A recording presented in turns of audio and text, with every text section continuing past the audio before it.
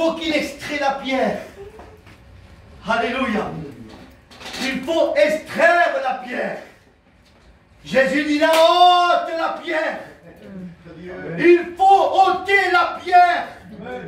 Il faut extraire la pierre pour s'épanouir et pour trouver plaisir à cette eau de la source qui est au fond et qui est fraîche. Parce que le puits de Jacob, il est en jonction, c'est-à-dire il est au milieu, au centre du ciel et de la terre. Il est en jonction, il est au milieu du centre. Le puits est au milieu, Jésus est au milieu. Amen. Il est au centre de ta vie. Amen. Il est entre les problèmes que tu as et les résultats pour tes problèmes. Voilà Dieu. Et il est au centre. Cette femme va, il extrait la pierre. Mais il faut s'amener une corde. Parce que l'eau est profonde. Il faut que cette femme s'amène une corde. Une corde forte. Pour essayer d'extraire ce liquide précieux qui désaltère nos âmes et qui est un point vital pour nous. Parce que l'homme ne peut pas vivre sans boire. Impossible. De la même manière que la chair sans boire ne peut pas vivre. Notre vie spirituelle sans l'esprit ne peut pas vivre. Et on a besoin de se désaltérer. Et là, il y a une réunion qui se fait. Il y a une réunion qui se fait parce que le Christ vient. Et il vient, il envoie ses disciples faire acheter des vivres. Et lorsqu'il va acheter des disciples acheter des vivres, il se trouve sur la scène, tête à tête, avec la Samaritaine. Et là, ils ont un dialogue. Ils ont un contact.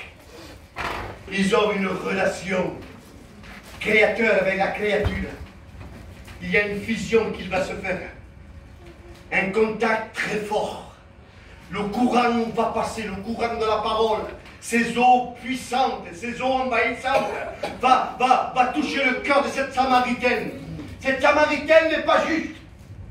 Cette Samaritaine ne peut pas se promener au milieu de la place en chantant des cantiques. Impossible. Tout le monde la pointe du doigt. Tout le monde la critique. Tout le monde la juge.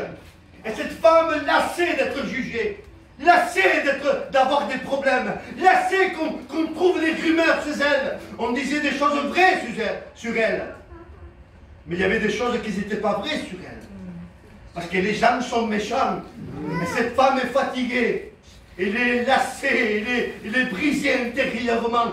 Il voit que dans ses rêves des hommes et des femmes qui les pointent du doigt. Il n'est pas envié au milieu du peuple. S'il y a une personne qui pouvait abolir cette personne-là, c'était la Samaritaine. Il faut l'abolir, il faut la détruire. Et cette femme a besoin d'un nouveau message. Parce qu'il est fatigué d'être condamné par les pharisiens. Condamné d'être, je dirais, condamné par ces hommes religieux. Il est fatigué de ça. Alors il est au puits. Il semblerait que je la vois en train d'extraire de l'eau. Et là, il y a un juif qui s'approche. Un rabbin. Un jeune rabbin, un juif qui s'approche de la Samaritaine. Alléluia. Alléluia. Que Dieu soit béni. Les disciples ne sont pas. Si les disciples auraient été maîtres, on ne peut pas aller à la Samaritaine. On ne peut pas aller, cette femme de mauvaise vie. On ne peut pas aller parce qu'il a un mauvais témoignage. On ne peut pas s'approcher d'elle. Maître, on ne peut pas aller. Ou sinon on la met dehors. Mais Jésus savait tout. Allez acheter des livres. Parce que la Samaritaine avait besoin. Il avait besoin plus d'un prédicateur. Il avait besoin plus d'un ministère. Il avait besoin de Jésus. Amen. Alléluia. Amen. Tu as besoin de Jésus. Amen. Il est beau qu'on prie pour toi. Il est beau qu'on t'exhorte. Il est beau qu'on te parle de Dieu. Il est beau qu'on te témoigne du Seigneur. Mais si toi, tu n'as pas d'expérience avec lui, tu connaîtras David. Tu connaîtras Pésia. Mais l'auteur de la bénédiction, tu ne la connaîtras pas. Et c'est triste ça. C'est triste ça. Amen.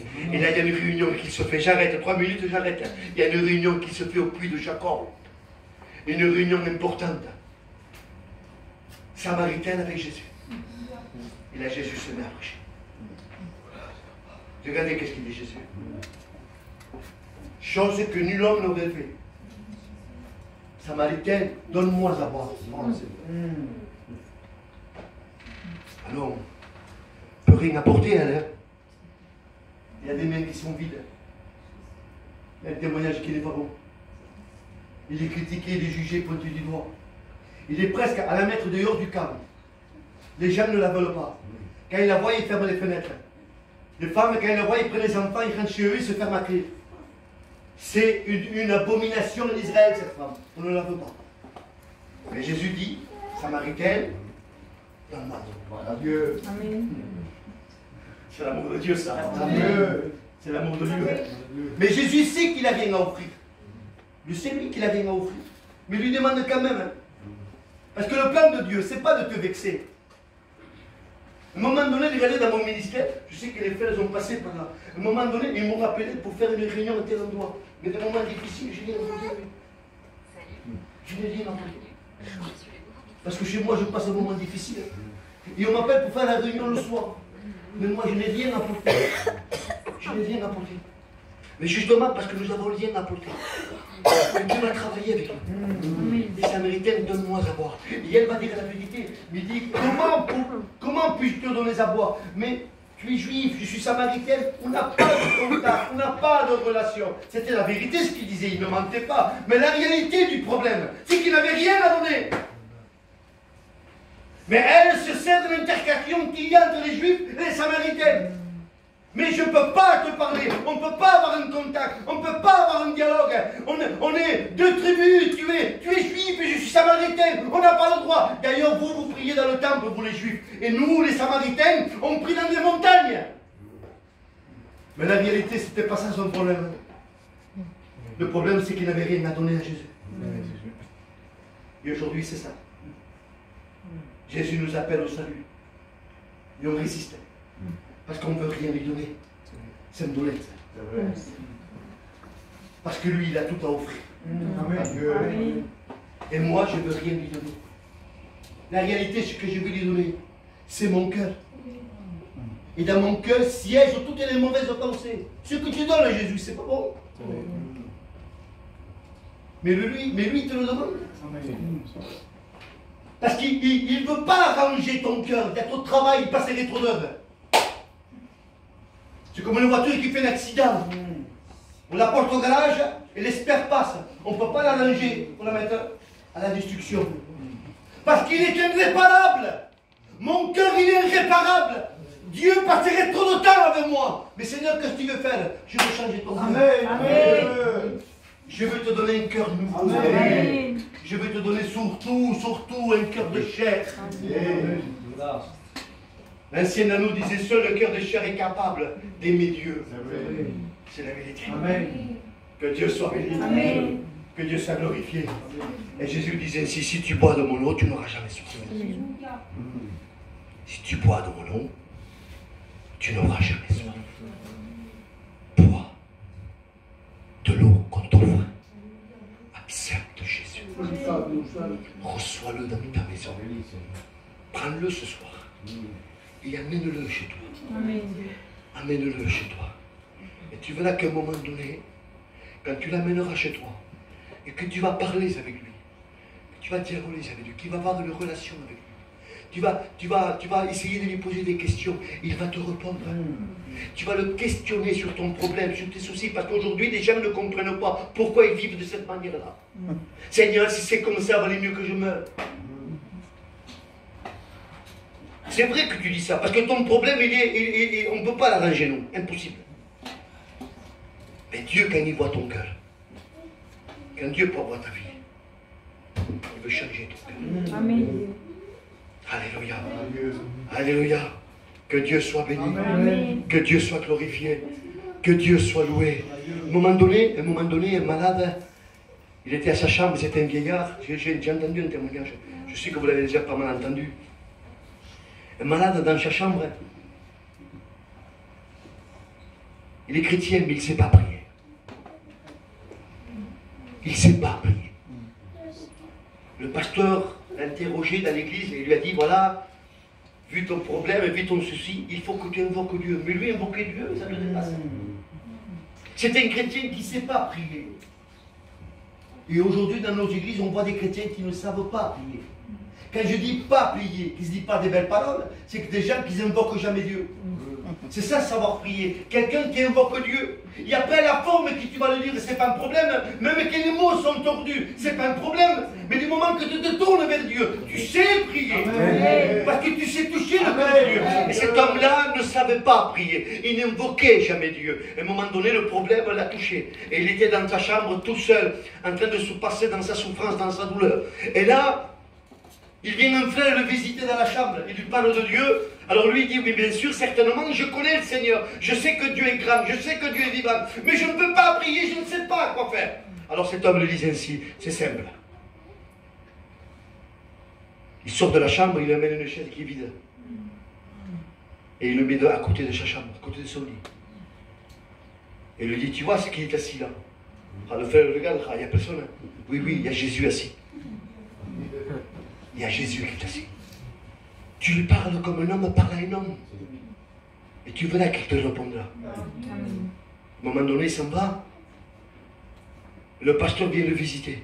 À un moment donné, il le visite. Il parle avec lui.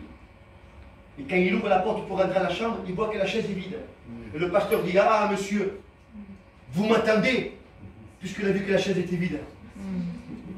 Et le chrétien dit, pasteur, je vais t'expliquer une chose, ferme la porte. Alors le pasteur ferme la porte. Il dit, un jour, j'ai parlé avec un frère. Et je lui ai expliqué mon problème, je ne sais pas prier. Et le frère m'a parlé qu'il fallait mettre une chaise vide à côté. Et que c'était le Christ qui était assis à côté de moi. Et que je devais simplement que tourner mon regard vers lui. Et lui parler comme une personne parle à une personne. Et Dieu pouvait me répondre à mes problèmes. Et à mes soucis. Et le pasteur a compris ce sens spirituel. Alors il a prié pour lui et il est parti. À un moment donné, au bout de quelques mois, je pense, la fille de ce chrétien, qui était chrétienne, va à la réunion. Et le pasteur, il apprend que le frère, il est décédé. Alors, le pasteur parle à sa fille et il lui dit comment ça s'est passé. Alors sa fille lui explique une chose. Et il dit, je ne comprends pas, parce que son père lui avait jamais dit pour la chaise vide que c'était le Christ. Parce qu'il avait honte d'avouer ça à sa fille. Alors à un moment donné, sa fille dit, j'ai pas compris, pasteur, ce qui s'est passé. Il y a mon père qui a fermé les yeux ici-bas. Mais je l'ai vu penser dans la chaise. Je ne sais pas ce qu'il a voulu faire. Sa tête presque dans la chaise. Ses mains autour de la chaise. Et il est mort comme ça. Et le pasteur dit, ma fille, je peux vous dire une chose. Que ton père, il est parti en paix. Amen.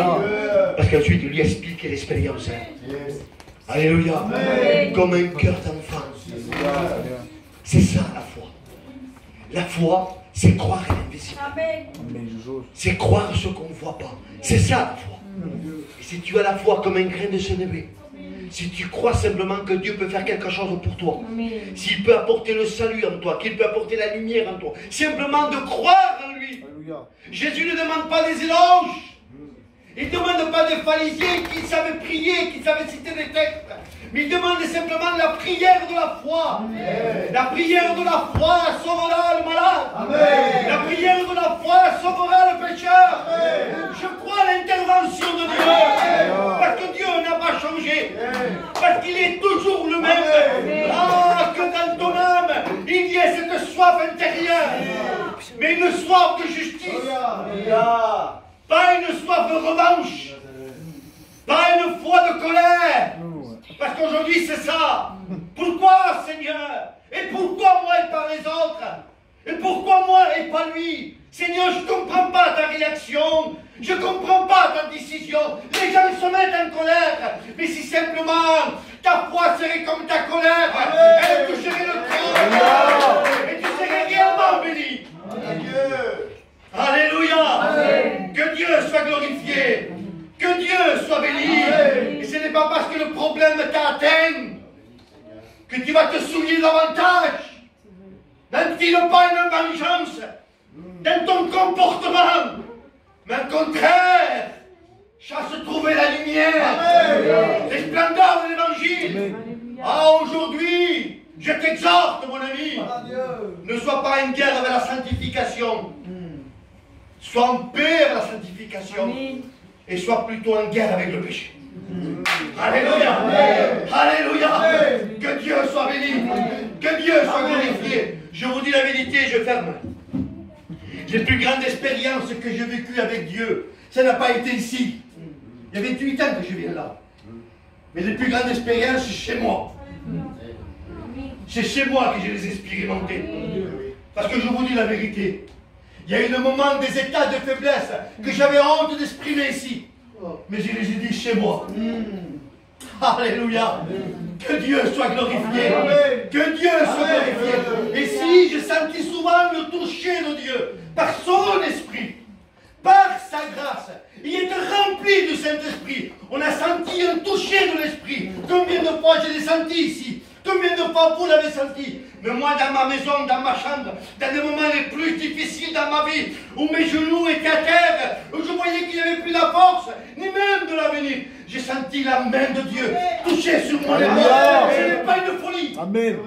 La main de Dieu se posait sur mon épaule. Et je le dis devant la Bible que c'est la vérité. Une épaule forte dans une épaule faible. Alléluia. Alléluia. Il m'a rassuré. Amen. Il m'a rassuré. Il veut te rassurer. Amen. N'aie pas peur. Alléluia. Crois seulement. Tu verras la gloire de Dieu. La gloire de Dieu. L'évangile, ce n'est pas un film. Ce ne sont pas les 10 commandements. Ce n'est pas un film qu'on voit. C'est pas ça l'évangile. L'évangile, c'est la vie. Amen. Alléluia. Amen. Alléluia. Amen. Amen. Que Dieu soit béni. Amen. Que Dieu soit glorifié. Combien de gens ont vu le film La Croix? Je ne m'appelle plus le titre. La Passion du Christ. Ça a été l'explosion à cette lumière. Jamais j'ai pleuré comme maintenant. Non, viens pleurer à la croix. Jamais j'ai frissonné comme maintenant quand j'ai vu ce film. Non. Viens te remplir là. Amen. Amen. Parce que lui, Mel Gibson, je crois que c'est. C'est un acteur. Et la scène de la croix, pendant qu'il avait la couronne d'épines, pendant que ses mains étaient pleines de sang, le metteur en scène. C'est bon, arrêtez. On reprend dans 10 minutes. Je crois que c'est comme ça. Un coca frais, s'il te plaît. Mais toujours à la tunique de Jésus. Toujours à la couronne d'épines. Toujours avec le sang dans son visage. Un coca frais, il fait chaud. Tu n'aurais pas une cigarette? Je ne sais pas, moi, pourquoi pas. Mel Gibson. Tu n'aurais pas de cigarette dans 5 minutes, on reprend le film. Et il a fumé sa cigarette. Allez, de nouveau, la scène reprend. Alors, de nouveau, là, on continue de faire le film. Et tout le monde qui sont allés au cinéma, moi, je ne suis pas allé. Au cinéma, je ne vais pas. Mais tout le monde qui sont allés au cinéma, les gens qui sont allés là-bas, même les païens que jamais ils ont mis un pied dans l'évangile, ils ont pleuré comme des enfants. Mais c'est qu'un film. C'est vrai. C'est qu'un film, c'est un acteur. L'un du film s'est battu, lui, mais à ma tante, je te laisse. Je vous parle de Jésus. Amen. Lui, il n'y avait pas de metteur en scène. Lui, on n'arrêtait pas les images. Lui, on n'arrêtait pas les scènes. Lui, la Bible dit, et il est allé jusqu'au bout de la croix. Amen.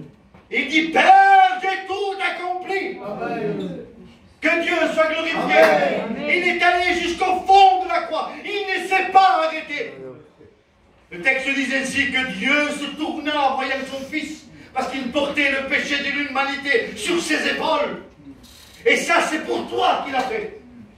Il est allé jusqu'au bout de la croix. Il a donné sa vie à la croix. Dans son corps, il n'y avait plus de sang. Tout a été versé. Il a versé de Gethsémane jusqu'à Golgotha. Voilà. Dans le corps, il y a 5-6 litres, je pense. Et il a versé tout son sang jusqu'à Golgotha. Il s'est vidé de son sang. Son corps n'avait plus.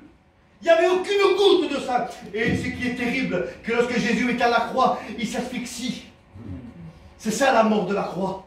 On ne meurt pas parce qu'ils sont vides de sang, mais il meurt parce qu'il s'asphyxie. Parce qu'il est comme ça. Il est en tenaille. Il ne peut pas reprendre son souffle. Et là, Satan avec tous ses démons était à Golgotha. les anges de Satan étaient à Golgotha. C'est une scène terrible. Le Fils de Dieu est en train d'être crucifié. Il ne faut pas manquer ça. Alors tous les démons sont là, Satan est là. Tous les mauvais sont là, les esprits sont là. Et tous sont autour de cette colline pour essayer de mettre pression à Jésus. Déjà depuis Gethsemane, qui sont en train de le suivre et lui parler dans ses oreilles en lui disant « Tu n'arriveras pas !» Et la Bible dit que Dieu envoyait des anges qui descendaient à Gethsemane et le fortifiaient. Amen. Que Dieu soit Alléluia. Alléluia. Et même dans son bout de souffle, à bout de souffle, quand toi tu es à bout de souffle, t'arrêtes. Pasteur, pendant 15 jours, je ne viens pas. Mais lui, au bout du souffle, il est encore à la croix. Et il a donné sa vie pour toi. Il a donné son corps. Il a donné ce qu'il avait de meilleur. Sa parole, de sa langue, de sa bouche. Alléluia. Amen. Le texte dit l'exemple, il était comme une plume d'un habile écrivain quand il parlait. David dit ça sur lui. Il est comme une plume d'un habile écrivain. Quand il parlait, il est sorti de ses paroles. Il est là, en train de donner sa vie. Pour que ce soir tu te repentes. Amen. Le problème que tu as, c'est que tu as besoin de te repentir. Mais tu ne veux pas te repentir. Tu vas accepter Dieu comme tu es. Et Dieu t'aime comme tu es. Mais l'opposition, c'est ton péché. L'interdit, c'est ton péché. C'est ta transgression, c'est ta désobéissance. C'est ta révolte, c'est ta colère contre Dieu. Quand tu vis dans le péché, c'est quelqu'un qui est en colère avec Dieu. Mais si tu demandes pardon, Jésus pardon. Jésus pardon. Parce que j'ai péché contre toi. Tu peux le lire ce soir. Oh, Jésus. Je te demande pardon. Parce que j'ai transgressé. Parce que j'aurais pu écouter l'évangile, je ne l'ai pas fait. Mais aujourd'hui, je suis là, je suis au bon moment. Oh. Parce qu'on vit les temps de la grâce. Amen. Je t'accepte, Seigneur, tel que je suis. Je viens vers toi. Je veux me réconcilier avec toi. Dieu viendra. Amen. Alléluia. Amen. Dieu viendra. Il te prendra par sa main puissante. Il va te rétablir. Alléluia. Il va te faire fils et fille de Dieu. Amen. Alléluia. Amen. Il va faire de toi prince et princesse Dieu. pour glorifier son maître. Amen. Parce que Dieu est là. Parce que Dieu est vivant. Quel message faut-il encore? Faut-il faire une réunion de plus? Faut-il faire une mission de plus? Faut-il appeler un tel et un tel et un tel? Un tel va porter ce que je portais ce soir. Peut-être mieux, avec des vocabulaires plus locaux, d'accord? Mais c'est les mêmes textes. Amen. Il n'y a rien qui change. Et c'est le même esprit. Donne ton cœur à Dieu. Amen. Amen. On va s'incliner, s'il vous plaît. On va demander. Amen.